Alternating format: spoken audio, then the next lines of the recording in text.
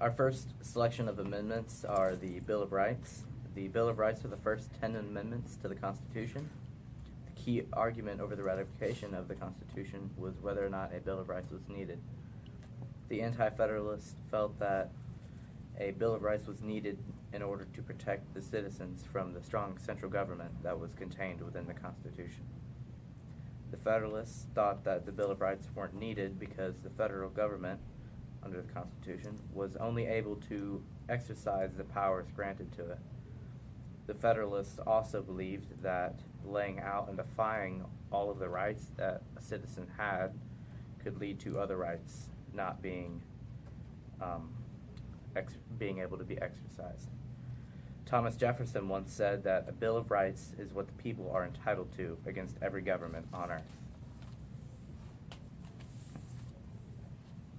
And the 10 amendments for the Bill of Rights that were established at the time initially were, the first one was the 5 freedoms, which were speech, religion, press, petition, and assemble. Okay. Oh. Amendment 2 was the right to bear arms and the right to form a militia. Amendment 3 was right to not have soldiers like going inside of your home, basically to quarter. Amendment 4 was protection from unreasonable search and seizures. Amendment 5 was right to a speedy and public trial. Amendment 5 was the right to remain silent. Amendment 7 was the right to a trial by jury. Amendment 8 was no excessive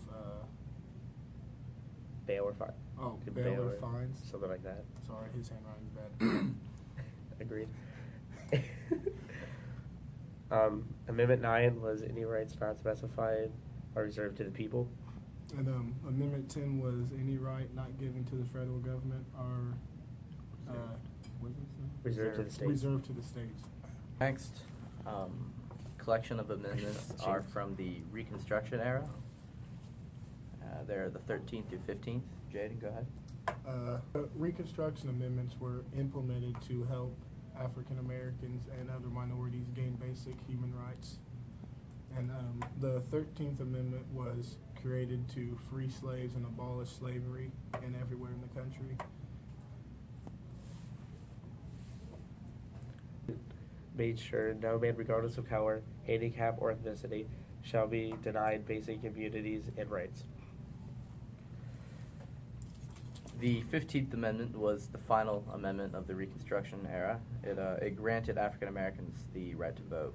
All right. The next amendments are the 16th through 19th, which call for a lot of reform during this time through like women being allowed to vote and everything like that. There's just a lot of change in society because it was a, I guess, progressive era. That was a bad pun. Okay. But during this time, there was just a lot of change in society because cities were forming and just everything. There's just a lot of change in general, so new amendments had to be made to keep suit with society. Either one, I don't care.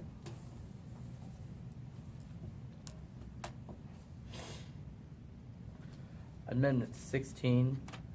This road is for income taxes.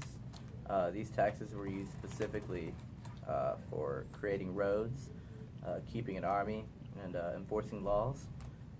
And because, building cities isn't cheap, and you need taxes and money to build up your city. Amendment 17 allowed voters to directly elect senators instead of legislators choosing the senators, which gave the people more democratic powers.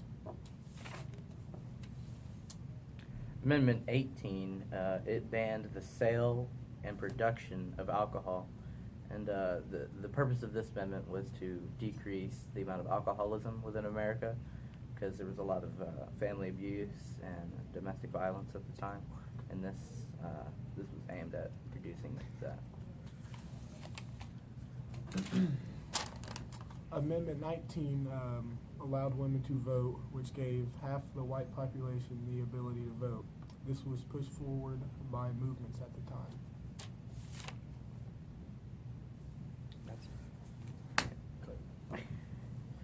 Our next collection of amendments are 4 amendments that have extended suffrage to disenfranchised groups.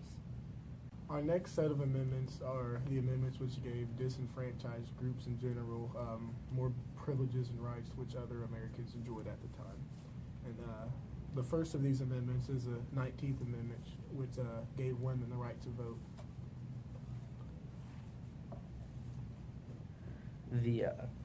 The 26th Amendment changed the voting age from 21 to 18 under the slogan, "If you're old enough to fight, you're old enough to vote." Yeah, I don't know why I did that.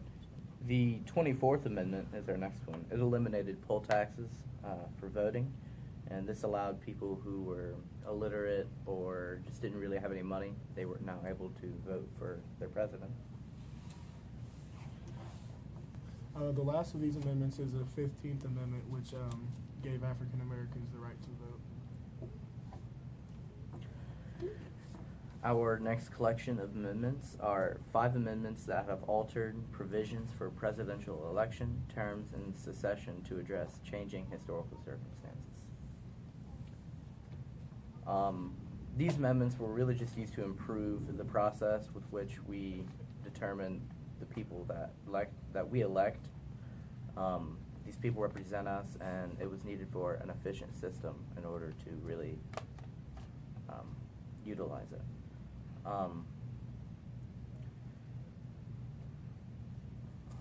Amendments such as the 22nd and the 23rd Amendment improved parts of the electoral process. The 20th was passed so the newly elected officials could take office more quickly. They were able to do this thanks to advanced communications and transportation at the time due to the progressive era. The 23rd was created to give Washington, D.C., a say in who could be their president because they are U.S. citizens. The next of these amendments is the 22nd Amendment, which ensured that a president can only have 2 terms, ensuring that the executive branch from becoming too powerful. Next is the 12th Amendment, which the 12th Amendment ensured that the president and the vice president were on the same ballot, ensuring that there wouldn't be any conflict. And the 25th Amendment established a clear way in which a president would become elected if the current president was to die. Can't do it. Our next collection of amendments are the amendments that have resulted as a result of unique historical circumstances. These historical circumstances don't have any background that lead into history a great deal. They were just things that were needed to be done at the time, whether it be dealing with the states, whether a problem arose with payment for congressional representatives. Yes. You can't do it. Our next collection of amendments are the amendments that have resulted as a result of unique historical circumstances. These historical circumstances don't have any background that lead into history a great deal. They were just things that were needed to be done at the time, whether it be dealing with the states, whether a problem arose with payment for congressional representatives. Yes. The 11th Amendment, basically, you're not allowed to sue any state that you weren't a part of, and this was created because the Chisholm v. Georgia case, when he tried to sue Georgia when he wasn't a part of Georgia. So after that, they banned suing any state that you weren't a part of. Like, we can't sue Kentucky, but we can sue Ohio.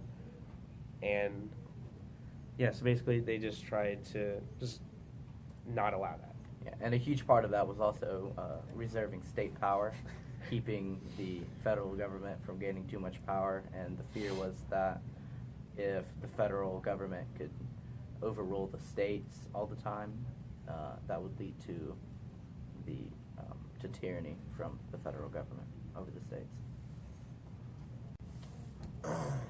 The 21st Amendment repealed the 18th, allowing alcohol to be sold, distributed, and consumed in the United States. The 27th Amendment, congressmen were allowed to set their own pay, which basically it was an ongoing issue that was trying to be fought for like, since the history of our government, 200 years ago, whatever. But this doesn't like start until after the next election. So after they try to set their own salary, so if they wanted to increase it, they'd have to get reelected so the people would say it's okay. Until so they basically have to get reelected for the people to allow it.